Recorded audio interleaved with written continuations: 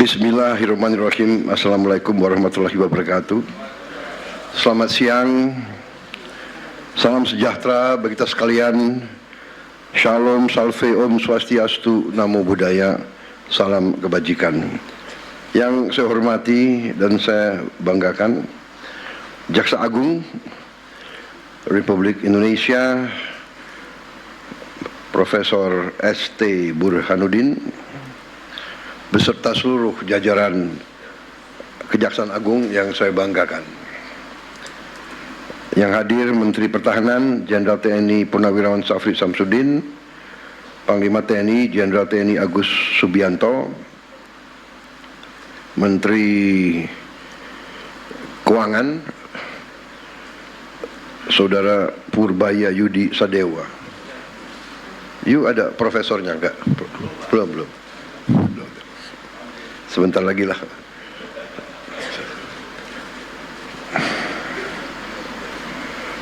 Menteri Sekretaris Negara Saudara Prasetyo Hadi. Udah doktor? Belum doktor? Saya juga belum.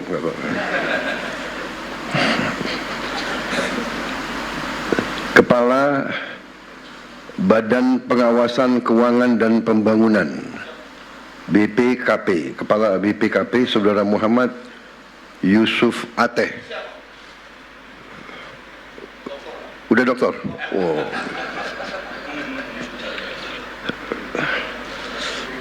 Siapa yang belum saya sebut?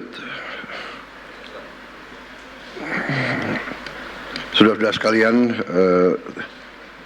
hadirin undangan serta rekan-rekan pers dan media yang saya hormati. Saudara-saudara, tentunya selalu tidak henti-hentinya kita panjatkan puji syukur kehadirat Allah Subhanahu wa taala, Tuhan Maha Kuasa, Tuhan Maha Besar. Segala kebaikan, karunia, kesehatan yang kita terima. Sehingga hari ini kita bisa hadir di Kejaksaan Agung untuk menghadiri suatu acara walaupun simbolis tapi acara penting, yaitu penyerahan uang pengganti kerugian negara sebesar 13 miliar triliun, sorry. Enggak kita bayangkan ya uangnya. 255 miliar 244 juta 538 rupiah dan 149 ribu rupiah. Saudara, saya ucapkan terima kasih dan penghargaan kepada semua jajaran, terutama Kejaksaan Agung yang telah dengan gigih bekerja keras untuk bertindak melawan korupsi, manipulasi, penyelewengan. Saudara-saudara, 13 triliun ini kita bisa memperbaiki renovasi 8.000 sekolah lebih. 8.000 lebih sekolah. Kalau satu kampung nelayan kita anggarkan 22 miliar, kampung untuk nelayan dengan fasilitas yang selama 80 tahun Republik Indonesia berdiri tidak pernah diperhatikan dan tidak pernah diurus. Sekarang kita memperbaiki, kita membangun desa-desa nelayan dengan fasilitas modern. Rencananya sampai akhir 2026 kita akan dirikan 1.100 desa nelayan. Tiap desa itu anggarannya 22 miliar. Jadi 13 triliun ini berarti kita bisa membangun 600 kampung nelayan. Satu kampung nelayan itu kepala keluarganya 2.000. Jadi kalau dengan istri dan anak 3 itu 5.000 per desa. Kalau kali 1.000 itu 5 juta. 5 juta orang Indonesia bisa hidup layak. Itu kalau 1.000, kalau 600 berarti 5 juta rakyat Indonesia. Ini saya ibaratkan arti daripada uang yang nyaris hilang. Dan ini baru satu sektor, kelapa sawit, dan satu bentuk penyimpangan, yaitu tidak diutamakan atau tidak dipatuhi kewajiban untuk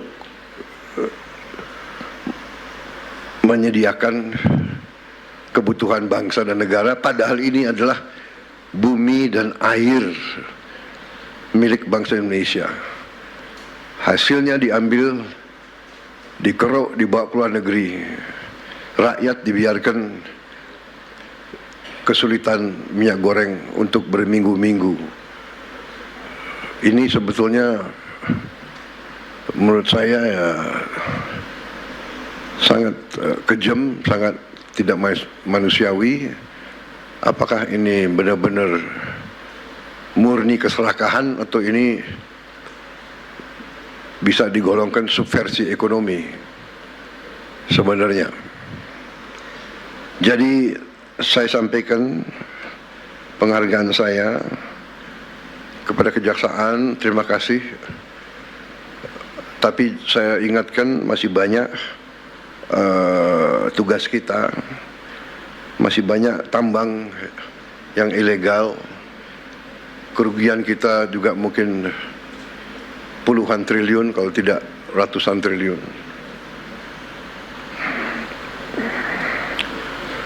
Kegiatan-kegiatan ilegal sebagaimana dibuktikan oleh kita beberapa saat yang lalu dengan kita hentikan penyelundupan timah dan turunan-turunannya dari Bangka Belitung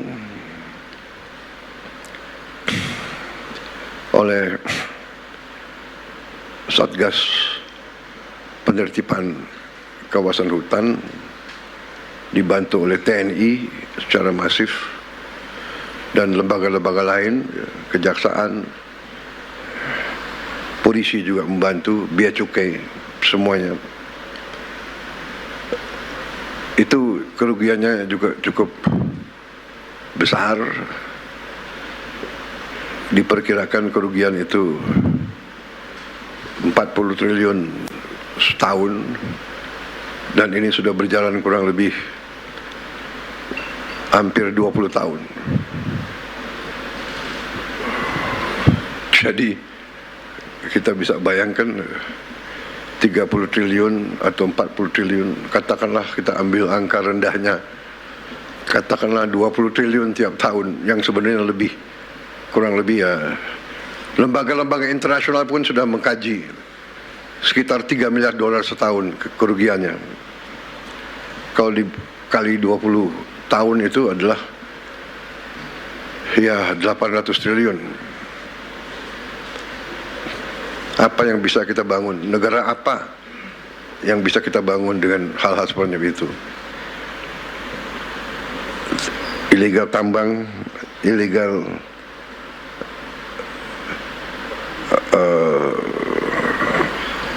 komoditas-komoditas lainnya, dengan segala bentuk cara dan modusnya. Ada under invoicing, ada over invoicing, intinya misinvoicing, yaitu penipuan, nipu kepada bangsa Indonesia yang sudah dengan begitu baik memberi fasilitas, memberi lahan, memberi HGU. Jadi saya kira intinya itu, saudara-saudara, selamat atas pekerjaan ini. Jangan surut, jangan malas, jangan menyerah. Ya. Berbuatlah yang terbaik untuk bangsa, negara, dan rakyatmu, saudara-saudara. Ya. Harta, apalagi didapatkan dengan cara yang mengorbankan rakyat kita, itu harta itu adalah harta yang haram, rezeki yang tidak baik, dan ujungnya pasti akan membawa ketidakbaikan kepada siapapun dan keluarganya. Saya sudah melihat terlalu banyak ya, pejabat yang lengah atau lemah iman, lemah akhlak, melakukan tindakan dan akhirnya termasuk keluarganya yang menderita. Pengusaha-pengusaha pun saya ingatkan, dunia semakin sempit, bumi semakin kecil oleh teknologi dan peradaban, sehingga kalau saudara menganggap ya kalau mereka para pengusaha-pengusaha serakah itu menganggap bisa menipu terus-menerus bangsa sebesar Indonesia, ya saya kira itu kita akan buktikan bahwa kita masih eksis, masih kuat, dan kita bertekad untuk menegakkan kedaulatan kita demi rakyat kita. Kita tidak ingin mencari-cari masalah. Saya ingatkan terus kejaksaan, kepolisian, jangan kriminalisasi sesuatu yang tidak ada untuk motivasi apapun. Ini saya ingatkan karena juga kejaksaan termasuk lembaga yang harus koreksi diri juga. Di antara jaksa-jaksa di daerah-daerah, saya dapat laporan, kita semua merasakan ada juga yang lakukan praktek-praktek yang mungkin tidak benar atau kurang benar. Jangan mencari-cari perkara, apalagi terhadap orang kecil. Ya. Orang kecil, orang lemah itu hidupnya sudah sangat susah. Jangan diperberat oleh mencari-cari hal yang tidak perlu dicari. Saya ingat beberapa saat yang lalu, saya ingat benar ada anak SD, anak di bawah umur ditangkap karena mencuri ayam. Saya ingat benar itu. Ini tidak masuk di akal. Hakim, jaksa, ada apa ngejar? Iya kan? Anda pasti ingat peristiwa itu. Ada lagi ibu-ibu ditangkap mencuri pohon. Mungkin ingat juga peristiwa itu. Ya. Ada apa? Penegak hukum harus punya hati. Hanya punya hati. Jangan istilahnya apa? Tumpul ke atas, tajam ke bawah. Itu zolim, itu angkara murka, jahat. Orang kecil, orang lemah harus dibela, harus dibantu. Kalau perlu si hakim, si jaksa atau si polisi pakai uangnya sendiri ganti ayamnya, anaknya dibantu. Anak itu saya ingat saya panggil tuh ke Hambalang, saya kasih beasiswa. Hal-hal semacam ini saya percaya sudah tidak terjadi lagi. Saya berharap.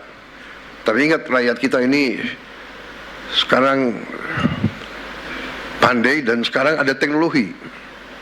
Kalau ada apa-apa mereka punya gadget.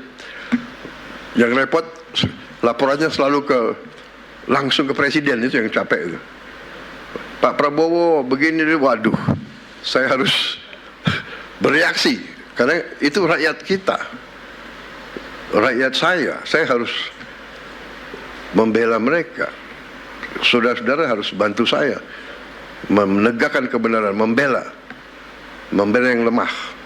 Yang kuat dia akan kuat, tapi yang kuat kalau melanggar hukum, ya kita adu kekuatan. Kuat negara atau kuat mereka. Jangan mereka ngira Indonesia lemah. Saya kira itu dari saya.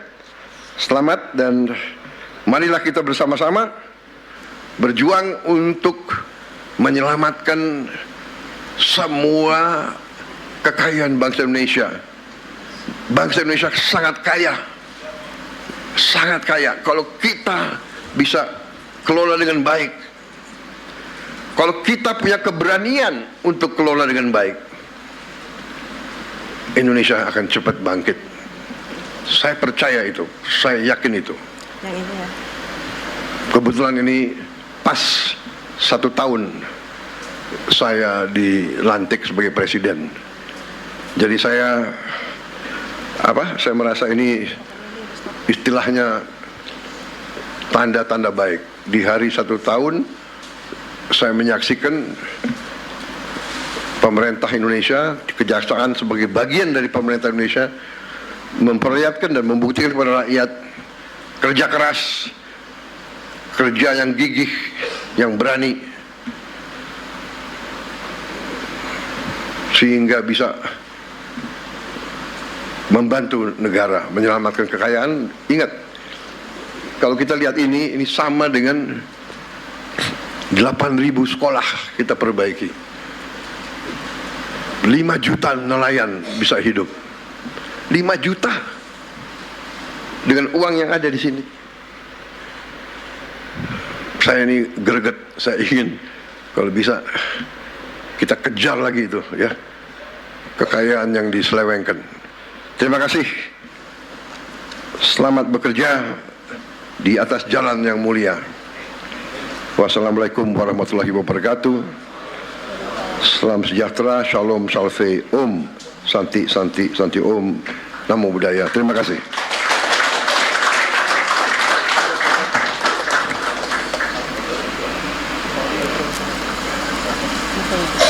Gak usah, Pak. Oh, gak usah.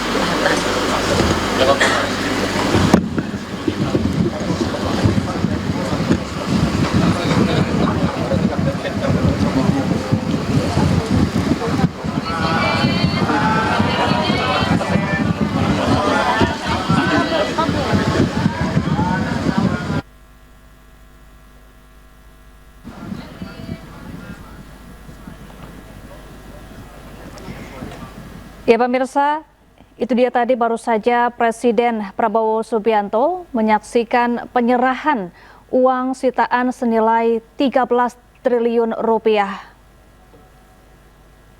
Uang sitaan senilai 13 triliun rupiah ini merupakan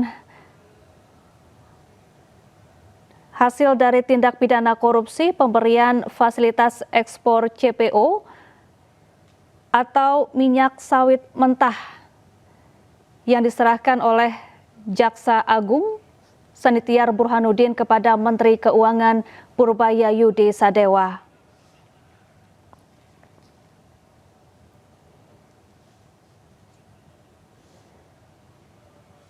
Dalam pidatonya pemirsa, baru saja Presiden Prabowo Subianto juga menyampaikan pesan bahwa penegakan hukum